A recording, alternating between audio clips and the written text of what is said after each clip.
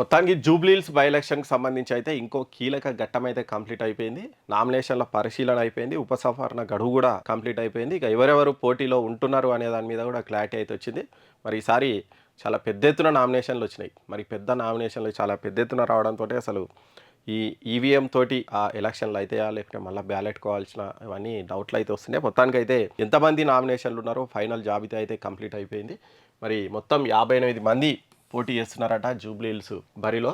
మరి ప్రధాన పార్టీ అభ్యర్థులు కాకుండా మరి పెద్ద ఎత్తున ఇండిపెండెంట్లు వాళ్ళు వీళ్ళు చాలామంది అయితే నామినేషన్లు వేసినటువంటి పరిస్థితిలో మొత్తం 58 మంది ఇప్పుడు పోటీలో ఉండబోతున్నారట. మరి 58 మంది పోటీలో ఉన్న ఒకటే ఈవీఎం ఒకటే కంట్రోల్ యూనిట్ తోటి ఎలక్షన్లు అయితే నడిపించచ్చట. మరి ఒక కంట్రోల్ యూనిట్ ఉంటుంది, దీనికే 4 బాక్సులు అటాచ్ చేయొచ్చంట.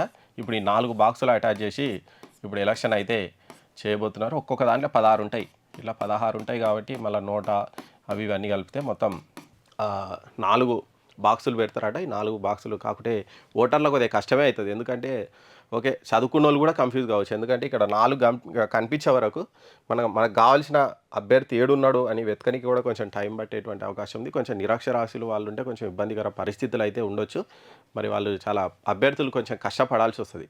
ఒకటే బ్యాలెట్ యూనిట్ ఉంటే ఏమవుతుందంటే పై నుంచి 2వ నెంబరు లేకుంటే 3వ నెంబరు 5వ నెంబరు అని చెప్తారు. ఇప్పుడు 4 ఉంటాయి. ఒకవేళ 3వ బాక్సుల 7వ నెంబర్ అని చెప్పాలంటే కొద్దిగా కష్టమే కదా. మరి మొత్తానికి ఓట్లు వేయనీకైతే కొంచెం కష్టమే ఉంటుంది. సరే మెయిన్ ప్రధాన పార్టీ అభ్యర్థులు ఫస్ట్ ఈవీఎంలోనే ఉంటాయి, ఇండిపెండెంట్లే ఉంటారు అంతా కూడా.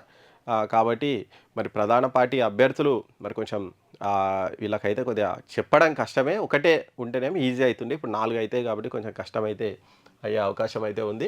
మరి మొత్తం ఒక్కో బ్యాలెట్ యూనిట్ మీద 16 పేర్లు పెట్టవచ్చు.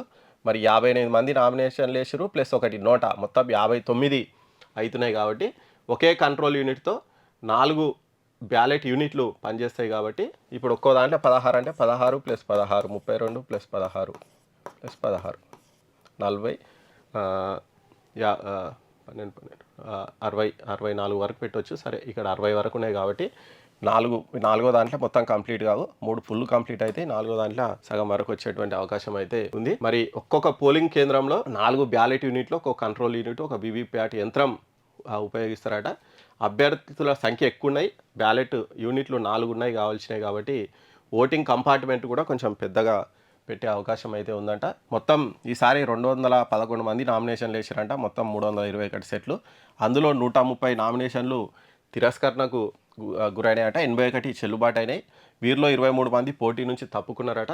మరి స్వతంత్రులు ఎన్నిక సంఘం గుర్తింపు లేని పార్టీల అభ్యర్థులు వాళ్ళకు కావాల్సినటువంటి గుర్తులు కూడా కేటాయించారట. మరి ఇక్కడ మొత్తం జూబ్లీహిల్స్ నియోజకవర్గంలో 4,01,365 మంది ఓటర్లు ఉన్నారట. మరి గత అసెంబ్లీ ఎన్నికల సమయంలో 3,85,000 మంది చిల్లర ఉండే. ఈసారి 16,100 ఓటర్లు పెరిగిరట జూబ్లీహిల్స్లో. సరే ఓవరాల్గా అయితే ఈసారి జూబ్లీహిల్స్ ఎలక్షన్లో ఓటేయడం అయితే జర కష్టమే. 4 బ్యాలెట్ యూనిట్లు ఉండడం వల్ల కొంచెం నాలెడ్జ్ కొంచెం అంటే అవగాహన ఉన్నోళ్ళు కూడా ఒక నిమిషం చూసే ఓటేయాల్సినటువంటి పరిస్థితి అయితే ఉంది. కాబట్టి మరి అభ్యర్థులకు కొంచెం కత్తి మీద సామే, వాళ్ళకు ఓటర్లకు చెప్పడం కూడా కష్టమే. ఈ పలానా దగ్గర ఉంటుంది ఓటు, ఫస్ట్ దాంట్లో వేయండి సెకండ్ దాంట్లో వేయండి అనేది కొంచెం కష్టమే. సరే ప్రధాన పార్టీ అభ్యర్థులు అంతా ఫస్ట్ బ్యాలెట్ యూనిట్లోనే ఉంటారు కాబట్టి వాళ్ళకి కొంచెం ఈజీ అయ్యే అవకాశం ఉంది. కానీ చదువుకున్న వాళ్ళకు ఫస్ట్ ఏది అంటే మళ్ళీ వాళ్ళు కన్ఫ్యూజ్ అవుతారు, అటు నుంచి ఫస్టా ఇటు నుంచి ఫస్టా అని. కాబట్టి ఇవన్నీ కొంచెం కష్టమైతే అవుతుంది. మరి దీన్ని వీళ్ళు ఎట్లా చేస్తారు ఏంది చూడాలి. ఎందుకంటే మనం ఒక్కోసారి గుర్తులతోనే ఫలితాలు తారుమారైనటువంటి పరిస్థితి చూసినాం.